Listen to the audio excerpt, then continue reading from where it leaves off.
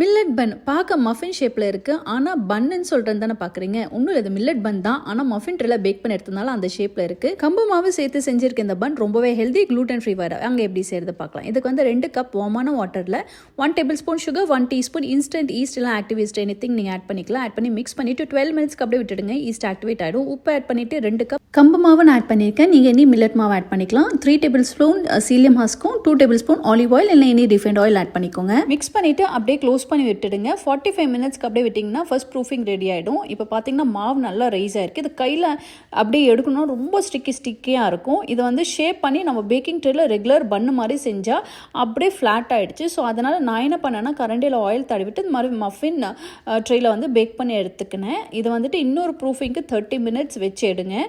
நீங்கள் வந்துட்டு பன் ஷேப்பில் தான் உங்களுக்கு வேணும்னா தண்ணி கொஞ்சம் நம்ம மிக்ஸ் பண்ணலாம். ஸ்டார்டிங்கில் தண்ணி ஒரு 1/2 கப் கம்மி பண்ணிங்கன்னா கொஞ்சம் ஹேண்டில் பண்ண ஈஸியாக இருக்கும். பன் ஷேப்பில் உங்களால் ஷேப் பண்ண முடியும். நான் வந்துட்டு இந்த மாதிரியே பண்ணிட்டேன். ஸோ ப்ரீஹீட்டட் அவனில் 175 டிகிரி செல்சியஸில் பேக் பண்ணி எடுத்திங்கன்னா சூப்பரான ஹெல்தியான க்ளூட்டன் ஃப்ரீ மில்லட் பன் ரெடி ஆகிடும். நான் வந்துட்டு இந்த சைட்ஸ் எல்லாம் பார்த்தீங்கன்னா வீடியோக்காக அப்படியே ட்ரிம் பண்ணி எடுத்திருக்கேன். ஸோ அதனால் மஃபின் ஷேப்பில் கரெக்டாக இது மாதிரி வந்துடுச்சு. நீங்கள் வீட்டில் வந்துட்டு மஃபின் இந்த மாதிரி ட்ரேயில் தான் பேக் பண்ணுறீங்கன்னா அப்படியே சாப்பிடுங்க. அந்த சைடு வந்து நல்லா கொஞ்சம் கிறிஸ்பியாக இருந்தது. எனக்கு சாப்பிட பிடிச்சிருந்தது. ஸோ கண்டிப்பாக ட்ரை பண்ணி பாருங்கள், உங்களுக்கு பிடிக்கும். Happy cooking. Blessings to you all.